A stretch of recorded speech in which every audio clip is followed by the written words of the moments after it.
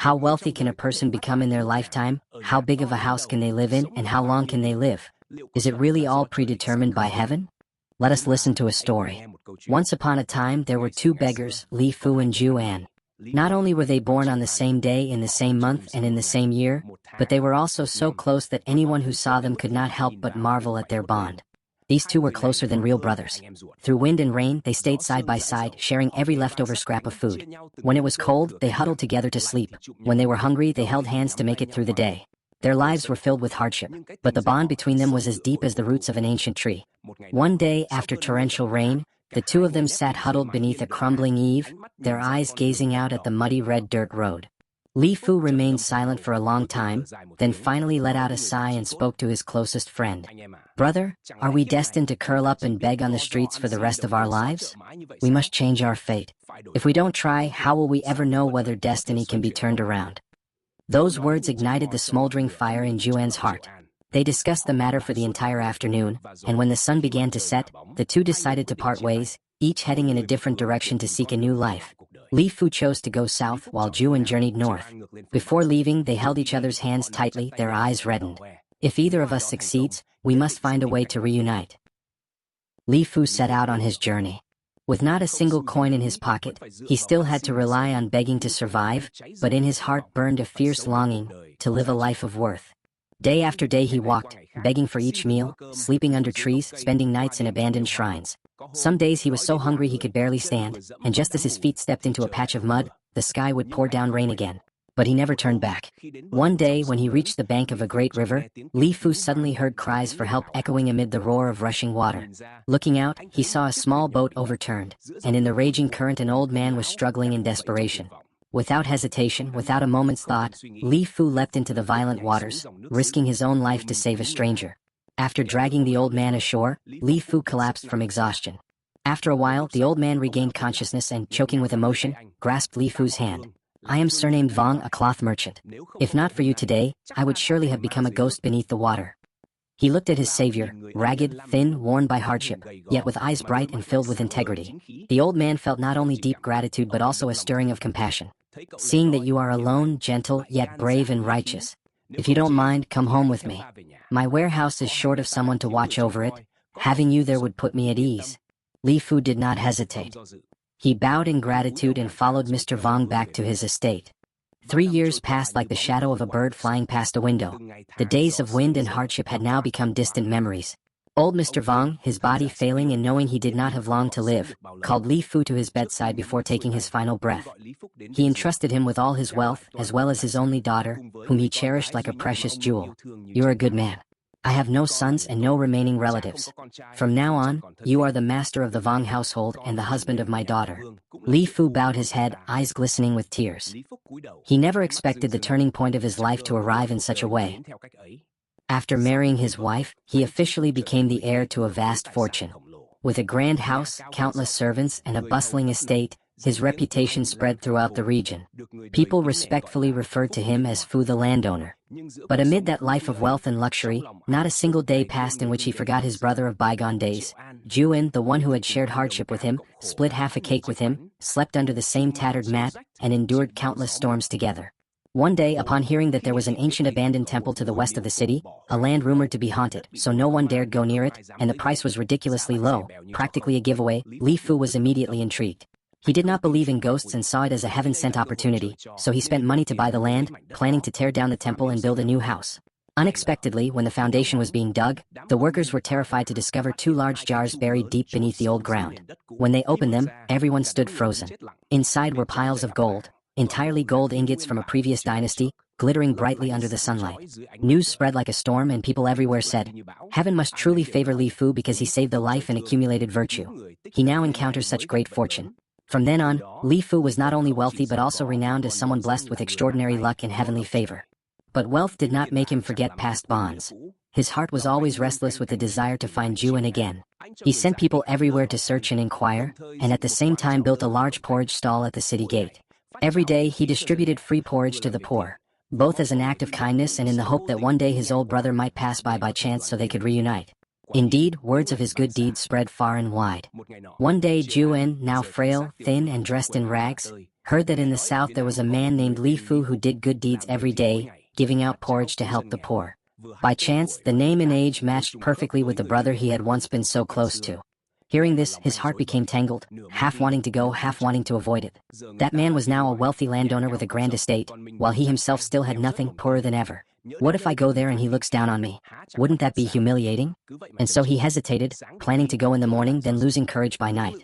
After wavering like this for nearly a month, he finally made his way to the gate of the Lee household. Evening was approaching and the wind blew cold. Standing before the grand, imposing gate, with bright lights shining inside, Ju Ann felt his heart shrink. The gate seemed like an invisible wall separating two worlds, one of gold and jade, the other of mud and dust. At last he gathered his courage and raised his hand to knock. The steward came out. Seeing his ragged appearance, the steward immediately frowned, his voice icy cold. The porridge was given out from morning until dusk. And you still come begging at this hour? People like you never work a day in your life, just leeching off others. Ju Ann's face flushed red, his eyes blazing with anger. Years of poverty had made his pride as thin as a thread. Now, being humiliated right at the door, could he not be furious? He argued back, voices rising sharply. In the end, he got into a fight with the steward right at the gate. Inside, Lee Phu heard the commotion and hurried out, and froze. The night wind blew past, and the lantern light fell upon a thin, weary face that he knew all too well. It was Ju Ann, the brother he had longed for day and night. Without hesitation, he rushed forward, grabbed his old friend's hands and choked out, "Brother, my heavens, I finally found you." He quickly brought Ju Ann inside, but the moment they stepped into the main hall, seeing the walls inlaid with precious wood, the jade glass lamps, and Lee Phu's wife, graceful and stunning, Ju Ann felt a deep, indescribable bitterness swell within him. Part envy, part shame. Even though he was warmly welcomed, served rare delicacies, and given a soft, warm bed to sleep in, his heart was uneasy. The more he lived amidst his old friend's wealth, the smaller and more useless he felt. With each passing day, the smile on his lips faded a little more, and the light in his eyes grew more sorrowful. Lee Phu noticed it all. He said nothing, but he understood it clearly in his heart. Ju Ann needed a chance to stand back up. Quietly, he ordered his servants to prepare 20 gold ingots and secretly buried them in the empty plot behind the garden, a place that would soon be filled in for the construction of a new warehouse. The next morning, just as the sunlight touched the veranda, Lee Phu stepped into the living room with a pot of hot tea in hand, appearing as calm and ordinary as any other day. He smiled at Ju Ann. "Brother, these past few days you've been idle, with nothing much to do. Wandering around the estate all day must be boring. Why don't we go to the back garden and plant some vegetables? Loosen the soil, stretch our limbs, good for the body and a pleasant pastime too." His voice was gentle like a passing breeze, and his eyes sincere, without a trace of ulterior intent. But the moment those words left Lee Phu's mouth, Ju Ann's expression changed instantly. He sat silently for a while, then slowly lowered his head. His gaze grew unfocused, as though waves were surging violently inside him. Dark thoughts began to rise in his heart. So that's how it is. I've only eaten at his place for a few days, and he already finds me an eyesore. Asking me to go to the garden to plant vegetables, isn't that just calling me useless? If I stay here any longer, I'll be treated like a servant. Where is the brotherhood in that? A flame of resentment surged up, swallowing his reason. Unable to stay calm, Ju Ann stood up abruptly, his voice sharp like a blade. "This life of the wealthy doesn't suit me. Perhaps I've grown used to being poor, living freely without rules or restrictions. I don't want to owe anyone favors only to be looked down upon later. Staying here will only bring me trouble and annoyance." With that, he turned and left, without looking back, without giving Lee Phu a chance to speak. Lee Phu was stunned. He hurried after him, grabbing his friend's sleeve to stop him. "Ju Ann, you misunderstand me. Listen to me first." But Ju Ann had already made up his mind. He yanked his arm free, brushing aside all attempts to hold him back. His heart was now filled only with wounded pride and the vague pain of a poor man tormented by his own inferiority. Lee Phu stood motionless for a long time, watching his friend's figure fade beyond the mansion gate, his heart shattering into 100 pieces. He let out a long sigh, returned to the kitchen, and ordered the servants to steam 10 white buns quickly. Carefully, he instructed them to slip several bright gold nuggets into each one, the refined kind, small as a fingertip, each worth a month's wages for an ordinary person. He wrapped them in a clean cloth bag, then personally went after his old friend. When he caught up, Ju Ann was walking slowly along the main road, a thin cloth bag on his back, his face covered in dust. "Brother?" Lee Phu reached out and placed the bag of buns into his friend's hands. His voice was hoarse. "Take these for the road, eat them so you won't go hungry. Whatever happens, if you ever face hardship, come back and find me." Ju Ann didn't reply. His eyes did not meet Lee Phu's. He simply accepted the bag in silence, turned away, and continued walking, his back rigid and tense. The emotions inside him were no longer clearly anger, sorrow, or shame. They were all swirling together like a storm beneath the surface. That night, stopping at the edge of the forest, Ju Ann built a small fire and opened the bag of buns to eat. The warm aroma rose softly, but when he took a bite, he found it bland and tasteless. Nothing special at all. White flour, empty inside. Swallowing it only made the emptiness in his heart grow heavier. Just then, a man selling roasted sweet potatoes passed by, his call echoing through the cold night. Fresh roasted honey sweet potatoes. Sweet, soft, fragrant. One will warm your whole belly. Ju Ann looked at the bag of buns, then at the basket of sweet potatoes. After a moment of thought, he traded 9 buns for 9 sweet potatoes, keeping only 1 bun, which he tucked deep into his pack for when he might desperately need it. Many days passed, filled with hunger, exhaustion, and struggle. When his stomach finally ached beyond endurance, he pulled out the last bun he had. His hands trembled as he tore open the crumpled wrapper. The moment he broke the bun in half, a blinding light burst forth. Tiny golden beans cascaded to the ground, glimmering brilliantly. Their golden sheen caught the sunlight, shining so intensely that his vision blurred. In that instant, Ju Ann froze as if struck by lightning. His heart tightened. He sank to the ground, covering his face with both hands, his shoulders trembling. So this was it. Even after being misunderstood, spoken to harshly, and watching him walk away, Lee Phu had still been thinking of him. Still silently helping him, using the most discreet way possible so as not to hurt his friend's pride. Even the suggestion to go plant vegetables in the garden, perhaps that too had been a gentle, thoughtful way to give him a chance to take ownership of that plot of land, to begin a new life without ever feeling like a burden. A hot, burning stream of tears welled up in Ju Ann's eyes. He buried his head in his hands, screaming in silent agony. But what now? The bun had been traded, the gold lost, and his pride had destroyed the only chance he had to rise from the depths.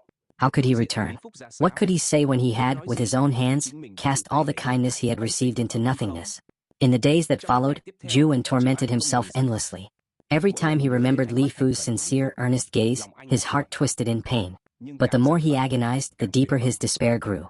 The feeling was irredeemable, like a swarm of venomous snakes coiling around his mind. He began to believe that his life was destined to wander in poverty forever, never able to rise above it. And on a gloomy afternoon, with clouds filling the sky and the wind roaring along the great river, people saw a thin man standing silently on the old bridge for a long time. His gaze was distant, his eyes weary, as if he had abandoned everything. Before the sunset had fully faded, a splash echoed through the cold waters. No one heard any cries for help. No one knew who he was. Only the river quietly carried away a human life, taking with it the pain of a heart broken by cruel fate, by pride too great, and by blessings offered that he lacked the trust to accept. The story ends here. One stayed, one left. One received the blessings, the other let them slip from his own hands. And after it all, who can blame heaven? Heaven does not decree honor or disgrace for anyone. It is the karma created by the mind and actions of each person that quietly shapes their destiny. Lee Phu was born a beggar, with no wealth and no relatives, yet he had a kind heart, a strong will, gratitude, and deep brotherly loyalty. He saved lives without calculation, performed deeds without expecting reward, and acted with integrity. Sow good seeds and you shall reap good fruits. That is the natural law of heaven. There is nothing called luck or misfortune. As for Ju Ann, he also started from poverty and also had the chance to rise. But his jealous heart, blind pride, and fear of being looked down upon led him to close the door on his own life. The one who reached out to help him was his longtime confidant, yet he became angry over a casual remark, felt ashamed in the face of wealth and grandeur, and let all the kindness and loyalty slip away, simply because he could not let go of his ego. The Buddha teaches that relationships arise from the mind, and karma manifests from actions. There is no such thing as predetermined fate. There is only karma, the accumulation of everything we have thought, said, and done in countless moments. Lee Phu had blessings, not because they were granted to him, but because he knew how to create good causes, how to nurture a kind heart, and how to uphold righteousness and loyalty. He sowed correctly, so he reaped correctly. In contrast, Ju Ann, though given opportunities, did not have the capacity of heart to accept kindness, nor the clarity of mind to recognize sincerity. And so, he turned away from the very path that could have led him out of poverty. In the end, fate does not lie in the heavens, it lies in how each person chooses to act toward life, toward others, and toward themselves. So what about you?